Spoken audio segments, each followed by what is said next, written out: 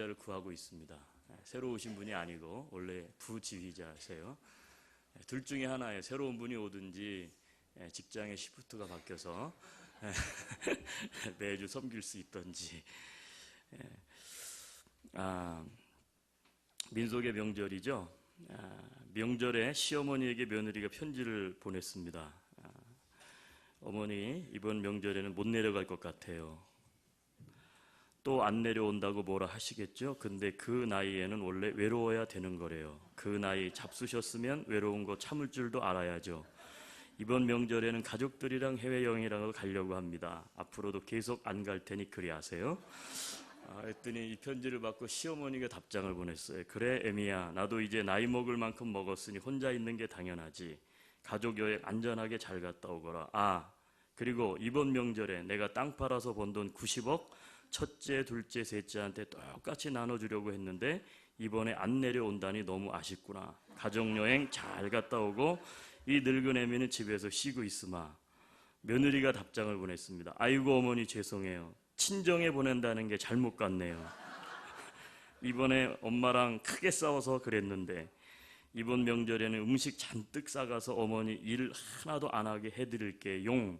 곧 내려갑니다. 사랑해요. 하트 뿅뿅. 이렇게 시어머니의 답장. 애미야, 요즘 노안 때문에 눈이 침침해서 그런지 90만 원을 90억 원으로 잘못 썼구나.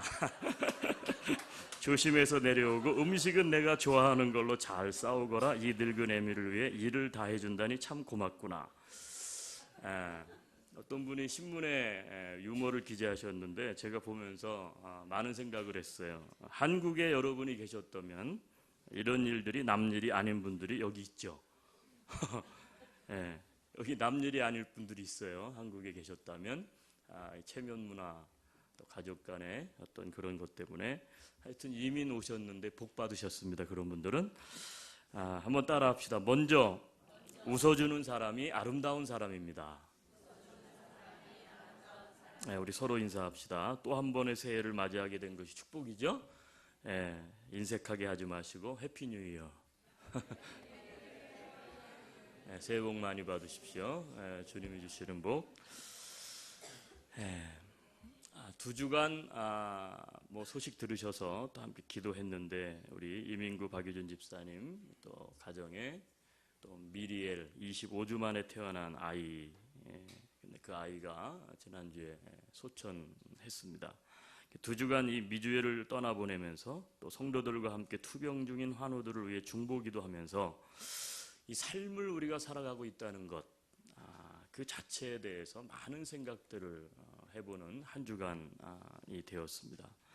평소에는 잘 몰랐던 새로운 발견이 있는 시간들이 되었던 것 같아요. 여러분들은 현재의 삶에 만족하십니까? 왜 만족하지 못하십니까? 여러분은 삶을 어떻게 지금 바라보고 계십니까? 오늘은 우리 성가대가 또 아주 고민하는 문제에 대해서 인생에 대한 항해 같은 주제로 좋은 찬양을 준비해 주셨는데 우리의 삶을 한번 바라보는 그런 시간이 되었으면 좋겠습니다. 여러분 오늘 이 성경 28절은 이렇게 시작합니다. 오늘 있다가 내일 아궁이에 던져지는 들풀도 하나님이 이렇게 입히시거든 하물며 너희일까 보냐 믿음이 작은 자들아. 우리 삶에 대해서 예수님께서 직접적으로 말씀하신 부분이죠. 우리가 삶을 어떻게 바라봐야 될 것인가, 우리가 삶을 대하는 태도가 어떻게 돼야 될 것인가를 예수님이 직접 하신 말씀인데 뭐라 그랬냐면 오늘 있다가 내일 아궁이에 던져지는 들풀도 하나님이 이렇게 입히신다. 그러면서 정말 우리가 은혜를 받는 구절은 뭐예요? 하물며 너희일까 보냐. 너희일까 보냐. 이 너희일까 보냐 이 물음 속에 참 많은 내용이 들어가 있다고 저는 생각을 해요. 우리가 삶을 향해서 어떻게 바라봐야 될지를 말씀하고 있는 깊은 함축적인 의미가 있다고 생각을 합니다. 여러분 미국의 워싱턴에 선교 세미나를 제가 1월 셋째 주에 인도하러 갔습니다. 그러면서 이제 아이스 브레이킹 타임이 되어가지고 어제 저녁에 먹었던 맛있는 굴짬뽕 이야기를 꺼냈어요. 제가 사는 곳은 저 캐나다 땅인데 에드문턴이라고 하는 곳인데 여기 워싱턴 DC 이쪽보다 버지니아 이쪽 쪽보다 뭐 완전히 시골이고 또 한국 인구도 한국 사람 인구도 너무 적은 곳이기 때문에 모든 것이 미국 같지 않습니다. 그러면서 제가 어제 저녁에 굴짬뽕을 먹었는데 우리 동네에서는 굴짬뽕이 20불입니다. 20불. 그랬더니 사람들이 깜짝 놀래요. 도대체 20불짜리는 어떻게 나오나. 근데 제가 어제 저녁에 굴짬뽕을 여기서 11불 9구를 주고 먹었습니다. 너무 쌉니다. 반값입니다. 거기다가 굴도 3배 이상 많이 들어 있습니다. 마지막 먹을 때까지 굴이 계속 나왔습니다. 그러면서 제가 여러분들은 항상 드시니까 감사하다고 생각 못 하실 수도 있지만 한번 생각해 볼 필요가 있습니다. 우리가 당연하게 누리고 있는 많은 것들이 어떤 누군가에게는 감사가 될 수도 있다는 사실을 좀 아셨으면 좋겠습니다. 오늘 여기 선교 세미나에 참석하신 것도 마찬가지입니다. 누군가는 참석하고 싶어도 여건이 안 돼요. 여러분을 부러워하는 사람들이 있을 수 있습니다. 감사함으로 열심히 배웁시다.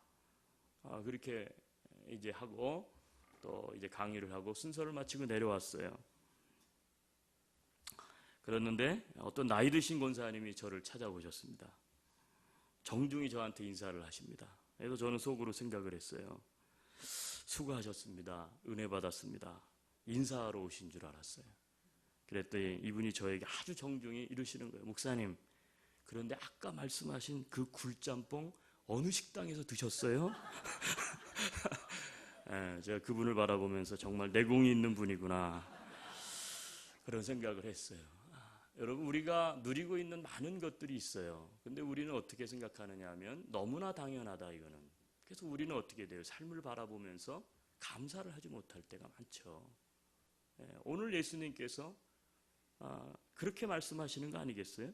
들풀도 하나님이 이렇게 입히는데 하물며 너희일까 보냐? 내가 너희를 안 입히겠는가? 여러분, 삶 자체가 뭐예요? 삶 자체가 감사라는 거죠. 예수님이 돌보시니까. 여러분, 병에 걸려본 사람은 건강한 것이 얼마나 큰 감사인지 잘 알게 돼요. 병에 걸려본 사람은.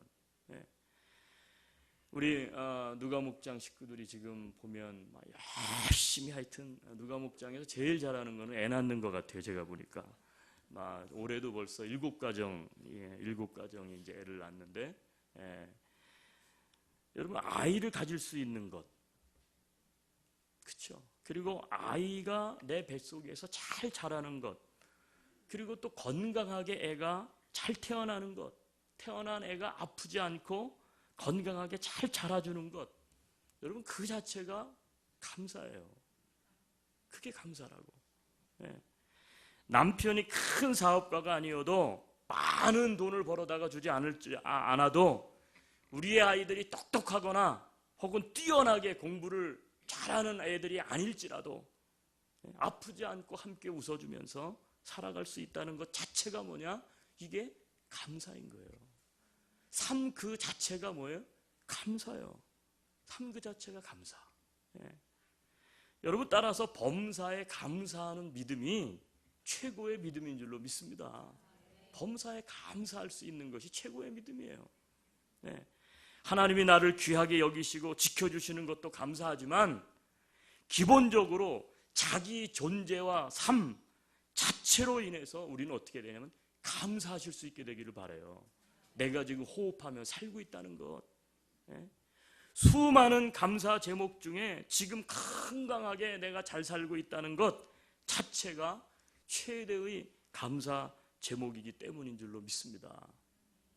여러분, 살아있기 때문에 매일 가족을 보고 또 매주 또 사랑하는 교우들을 볼 수 있으니 이게 얼마나 감사해요. 얼마나 좋은 감사예요. 여러분, 인생에 아무리 문제가 많아도요, 살아있음의 감격을 잠재울 수가 없어요. 살아있다는 것. 그래서 마가복음 8장 36절에 예수님께서 이렇게 말씀하셨어요. 사람이 만일 온 천하를 얻고도 자기 목숨을 잃으면 무엇이 유익하겠느냐? 천하를 얻었어요. 천하를, 온 천하를. 자기 목숨을 잃으면 무엇이 유익하겠어요? 우리가 잘 알고 있는 것처럼 알렉산더 노아는요 앞에 뒤에 뭘 붙여요? 꼭 대왕을 붙입니다. 대왕. 예. 마케도니아 사람 알렉산더. 예. 우리가 알고 있는 것처럼 32살에 지중해 주변에 있는 모든 나라를 아프리카까지 다 정복을 했어요. 32살에. 예. 우리 뭐 하고 있었을까요? 32살에. 아니 지금 우리는 뭐 하고 있죠? 그 사람에 비하면 온 천하를 다 얻었단 말이에요. 근데 32살에 오늘날 이라크 땅에서 열병에 걸려가지고요, 말라리아에 걸려가지고 32살에 죽었어요. 죽었어. 사람이 만일 온 천하를 얻고도 자기 목숨을 잃으면 무엇이 유익하겠습니까? 여러분, 그렇기 때문에 이 세상에 어떤 것도 생명보다 큰 것은 없어요. 여러분, 그렇기 때문에 우리는요 아무리 큰 문제가 닥쳐도 그 문제로 인생을 비관하지 말아야 됩니다. 살아있기만 하면 축복과 반전의 기회는 얼마든지 있기 때문에 그래요. 여러분, 따라서 기회가 있는 게 감사해요. 살아있는 게 감사해요. 살아있기만 하면, 그쵸, 오늘은 눈이 오지만 내일은 해가 뜬다고요. 오늘은 비를 맞을 수 있지만 내일은 햇빛 나는 길을 걸을 수 있고 꽃길을 걸을 수 있다고. 여러분, 살아있다는 것 자체가 감사인 줄로 믿습니다. 살아있기 때문에 기회가 있는 것이에요. 가장 중요한 생명을 남겨주신 하나님께 감사하는 마음만 잃지 않으면 하나님께서 반드시 우리의 앞길을 멋지게 열어주실 것입니다. 그렇기 때문에 오늘 이 말씀을 통해서 우리가 삶에 대해서 한번 생각해 본다면 삶 그 자체가 뭐냐? 삶 그 자체가 감사예요. 감사. 감사. 그리고 오늘 본문 29절 두 번째 구절은 또 이렇게 시작합니다. 너희는 무엇을 먹을까 무엇을 마실까 하여 구하지 말며. 그리고 뒤에 뭐라 그러셨어요? 근심하지도 말라 그랬어요. 무엇을 먹을까 무엇을 마실까 하여 구하지 말며 근심하지도 말라.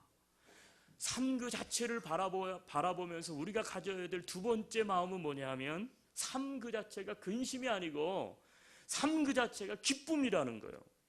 예수님께서 그렇게 말씀하시잖아요. 근심하지 말라. 삶 자체가 기쁨이에요. 기쁨. 현재 힘들어서 기뻐할 일이 없다고 하지 말고, 사랑하는 여러분, 현재의 삶에 그 삶 자체를 기뻐하실 수 있게 되기를 바랍니다. 사형수가 남긴 수기들을 읽어보면요, 구구절절 그 내용이 그 삶에 대한 간절한 염원이 담겨 있어요. 특히 극적으로 사형을 모면한 사람의 글을 보면 삶의 감격이 더욱 생생히 느껴지죠. 그에게는 숨쉬는 호흡마다 감격이 있고 내딛는 발걸음마다 감격이 있어요.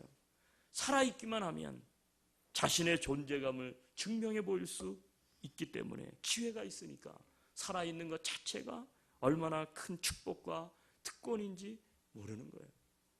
여러분, 도스토옙스키 우리가 잘 알죠? 그 인생 가운데 반전이 있는 인생이었잖아요. 반역죄로 총살. 그래서 어떻게 돼요? 이제 총뿌리를 겨누고 있는데 총살되기 1분 직전에 황제가 특사를 보냅니다. 스탑!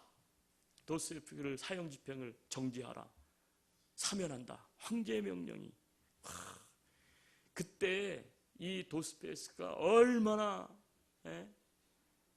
이 감격을 했는지, 나중에 수기에 자기가 그때 1분만 늦었으면 죽었을 거 아니에요? 다시 살아난 감격을 이렇게 적었어요.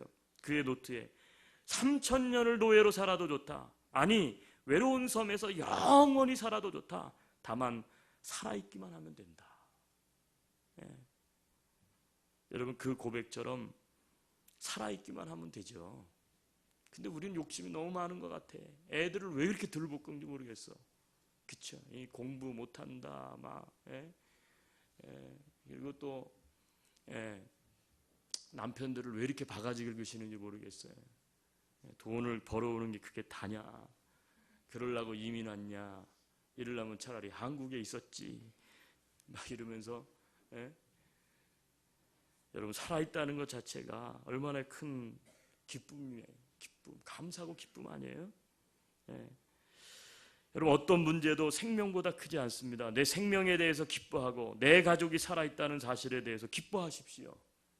예. 가끔 가족들끼리 다투어도, 여러분, 마음이 고통이 있어도 다툴 수 있는 가족이 있는 게 여러분 그게 기쁨인 줄로 믿습니다. 예. 아멘. 예. 오늘 뭐 다들 싸우고 오셨어요? 예. 예. 싸우고 오셨어도 그 기쁨이에요. 그게. 예. 여러분이 잘 살지 못해도요, 좀 가난하게 살고 힘들어도 그게 기쁨이에요. 예. 애들 때문에 아주 죽겠습니다. 속썩이고 애들을 어떻게 키워야 될지 모르겠습니다. 예. 애들 키울 때가 그게 기쁨이에요. 애들 다 떠나가고, 그쵸? 예. 그러면 얼마나 외롭고 쓸쓸한지. 애들하고 막 씨름하고 막 이놈 저놈 할 때가 그게 기쁨인 거예요. 네. 여러분, 오늘 본문은 그래서 근심하지도 말라. 삶 자체가 기쁨이라는 거예요. 세 번째 오늘 본문은 30절인데, 자, 30절은 같이 한번 읽겠습니다. 네. 30절 같이 한번 읽습니다. 시작.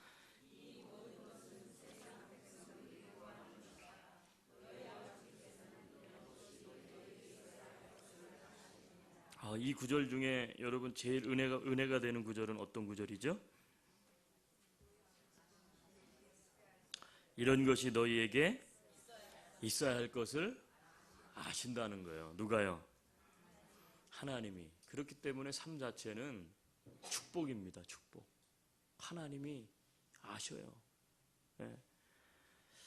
옛날에 한국에서 제가 군입대를 하면서 부모님께 이제 마지막 인사를 합니다.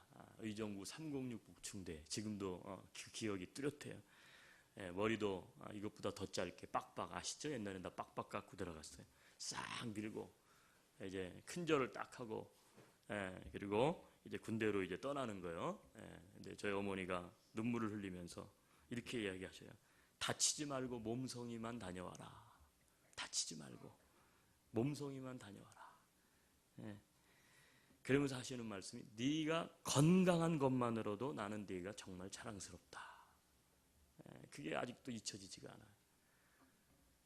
건강한 것만이라도 나는 네가 내 아들이고, 네가 건강히 잘 다녀오는 것 자체가 나에게 있어서는 소원이고 그게 자랑이다. 군대 가서 1등 하거라. 군대 가서 공산당 때려잡아라. 조국을 위해 목숨을 바쳐라.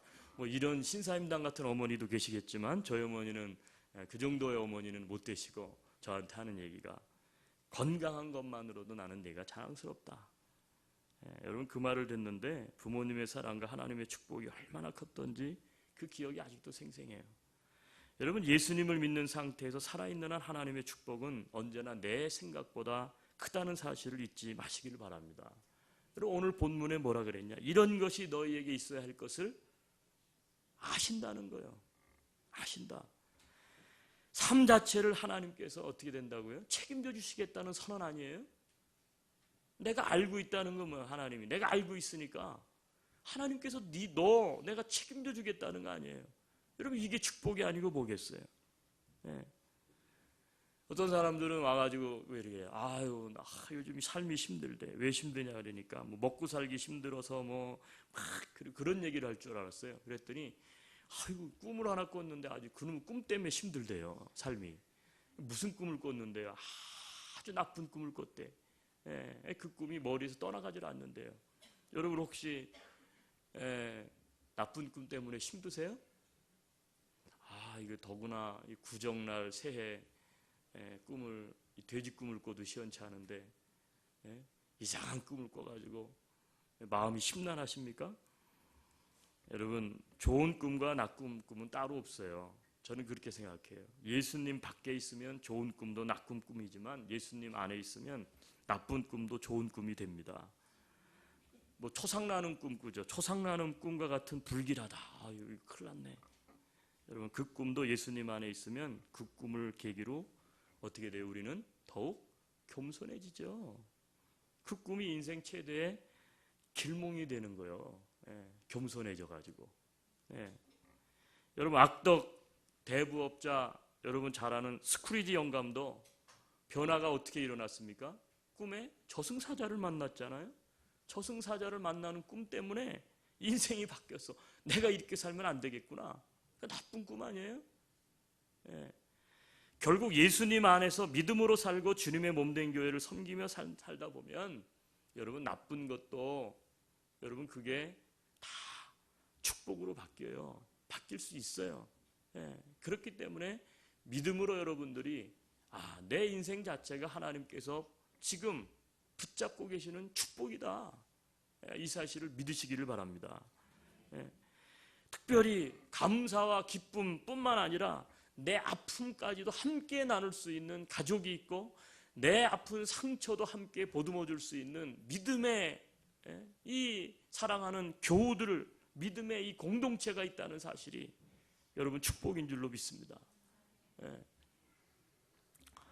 우리 한 일주일 동안 우리 그 이민구 집사님, 박유진 집사님 25주 만에 태어난 아기가 이제 신생아 중환자실 거기에 이제 가 있는데 아기가 25주 만에 태어났으니까 6개월 만에 태어난 거예요. 그러니까 애가 1kg가 안 돼요. 그래서 그 산소호흡기 꽂고 막 그 인큐베이터 들어가 있는데 아이고 참 뭐라고 참 위로해야 될지 정말 힘들더라고요. 근데 그 일주일 동안 함께 기도하고 또 우리 성도들이 함께 기도하고 막 이렇게 하면서 결국 이제 일주일 후에 아이가 하나님의 부름을 받고 소천을 했지만 우리 미리엘 우리 아빠 엄마가 이번 일을 통해서 하나님으로부터 또 인생에 대해서 많은 것들을 또 경험하는 시간이 되었어요. 저한테 혹시 괜찮다면 우리 성도들에게 감사하다고 하는 편지를 제가 썼는데 이것을 좀 읽어주셨으면 좋겠습니다. 이게 보내오셨어요. 제가 우리 미리엘 가정으로부터 온 편지를 좀 읽어드릴게요. 안디옥 형제 자매님들께 그동안 저의 가정과 미리엘의 안녕을 위해 기도해 주신 안디옥 형제 자매님들께 감사드립니다. 미리엘과 유진이 그리고 저의 안부에 대해 걱정하시는 분들이 많은 것 같아서 이렇게 글로 쓰게 되었습니다. 목사님을 통해 들으셨듯이 미리엘은 2월 12일 엄마의 품에 안겨서 주님의 나라 천국으로 갔습니다. 2월 6일 태어나서 일수로 7일 한 주를 살고 저희 곁을 떠났습니다. 짧은 한 주라는 시간이었지만 행복한 시간이었습니다. 물론 미리엘이 아프고 힘들었지만 어떤 날은 편안해 보이고 짧게나마 엄마 아빠 품에 안겨보고 제가 책도 읽어주고 손도 잡고 순간순간이 행복했습니다. 우선 짧게나마 기적같은 주님의 은혜로 미리엘이 세상에 태어나서 세상의 고통, 행복, 축복을 경험하게 하도록 계획하셨음을 주님께 감사드립니다. 이 아이의 이름을 미리엘, 기적같은 그레이스, 은혜, 리팍으로 태어나기 전에 지었습니다. 기적같은 은혜. 임신 초기부터 힘든 시간들이 있었지만 결국엔 세상에 나왔고 나와서도 11분간 심장이 멈추었지만 기적처럼 다시 살아 저희와 일주일이라는 시간을 보냈습니다.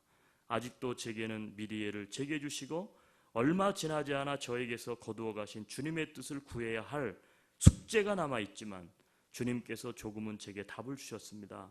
지난 일주일간 힘든 일을 겪으면서 형제 자매님들의 격려와 기도가 제게는 큰 감동으로 다가왔습니다. 이렇게 많은 분들의 관심과 기도를 받은 미리엘도 세상에서의 행복을 듬뿍 받았다고 확신합니다. 천국은 이렇게 사랑이 넘치는 행복이 가득한 곳이라는 인상을 저는 받았습니다. 한 영혼이 세상에 나오고 천국으로 가도록 주님의 뜻을 따랐다는 것으로 미리엘을 주님의 곁으로 보내는 순간 가슴은 아팠지만 주님은 제 마음에 평안을 주셨습니다.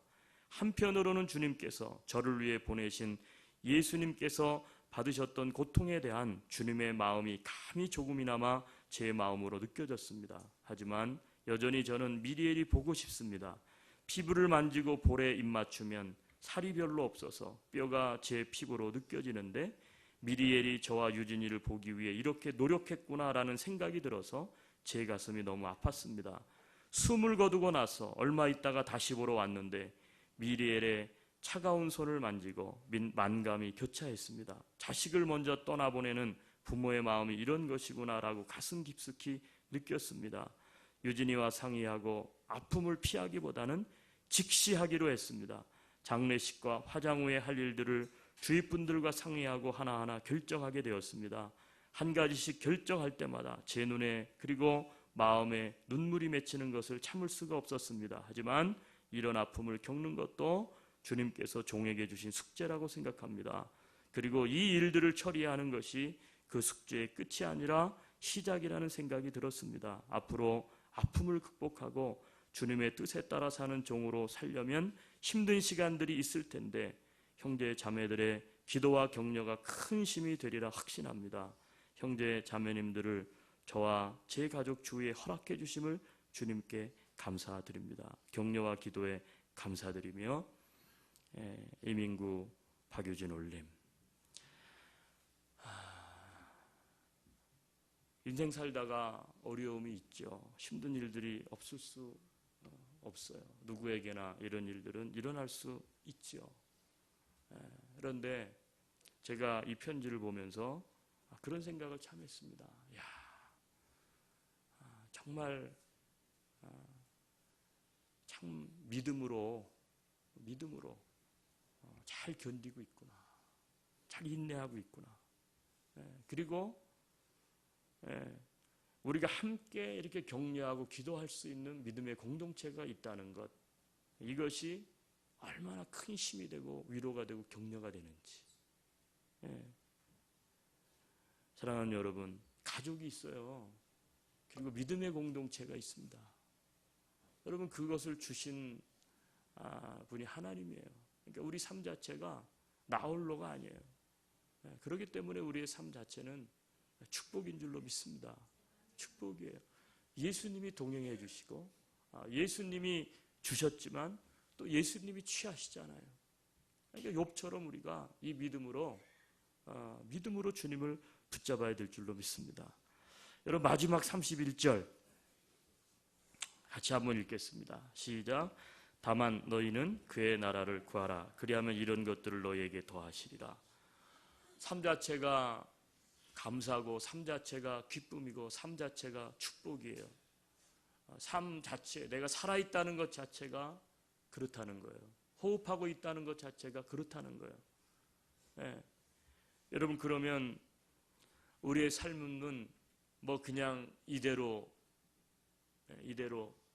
살아있다는 것 자체로 그냥 세상 사람들처럼 그냥 그렇게 막 살아야 되겠어요? 아니요. 삶 자체가 감사하고 기쁨이고 축복인 이유, 하나님께서 우리를 붙잡고 계시고 들풀도 입히시는 것처럼 우리를 먹여주시는 이유가 있죠. 우리 그리스도에게는 세상 사람들에게 없는 게 하나 있어야 돼요. 그게 뭐냐면 삶 자체가 축복임을 알고 감사하는 삶, 기뻐하는 삶, 그것을 기초로 삼고 거기서 우리는 한 발 더 나아가 사명적인 삶을 살아야 된다는 거예요.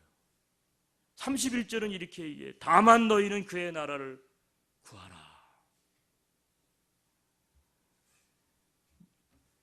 그의 나라를 구하라는 말은 하나님이 기뻐하시는 일을 하라는 뜻도 있고요, 마음의 천국을 이루며 살라는 뜻도 있어요. 그러면 의식주는 자연히 따라온다. 왜 하나님께서 나를 이 땅에 보내셨고 왜 생명을 나에게 주셨는가? 왜 현재 이 일을 하게 하셨고 그리고 내가 이 믿음의 공동체에서 믿음의 지체들과 함께 교회를 섬기게 하셨는가? 그거를 깊이 생각할 필요가 있다는 것이죠. 그 얘기는 뭐예요? 나를 향한 하나님의 목적이 있는데 그 하나님의 목적은 뭐예요? 하나님의 나라를 위해서 내가 존재한다는 거예요. 나를 향한 하나님의 목적은 나의 일과 나의 길과 내 손길을 통해서 많은 영혼들이 죽게 돌아오는 것, 많은 영혼들을 섬기게 하는 것, 많은 영혼들을 돌보게 하는 것, 거기에 있다는 거예요. 그래서 우리는 단순히 목숨만 부지하면 돼, 목숨만 있으면 돼, 그 단계를 넘어서서 우리 그리스도인들은 세상 사람들은 다 그럴 거예요. 삶 자체가 감사고 기쁨이고 축복이에요. 여기까지는 다른 게 없어요. 그런데 마지막 이 부분은 큰 차이가 있는 거죠. 단순히 살아있다는 것 자체, 그게 아니라 살아있다는 자체, 왜 하나님께서 살아있게 하셨을까? 왜 하나님께서 나를 이 땅 가운데 이런 기쁨과 감사와 축복을 나에게 주셨을까? 거기에는 우리들이 기억해야 될 것이 있는데, 그건 뭐냐면 그의 나라를 위해서, 그의 나라를 위해서, 하나님 나라를 위해서. 우리는 이 땅에 살지만 하나님 나라를 위해서 태어났습니다. 이 땅에 살아가지만 우리는 하나님 나라를 위해서 살아갑니다. 우리가 이 땅에서 이제 생명이 없어질 텐데, 여러분, 우리는 하나님 나라를 향해 갈 것입니다. 하나님 나라, 하나님 나라.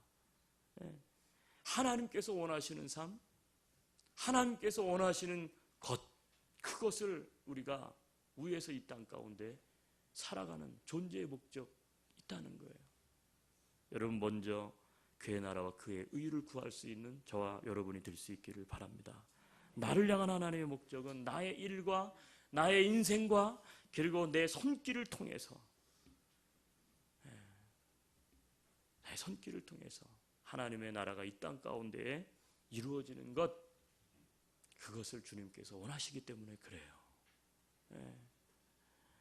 여러분, 한번 따라합시다. 삶 자체가 축복입니다.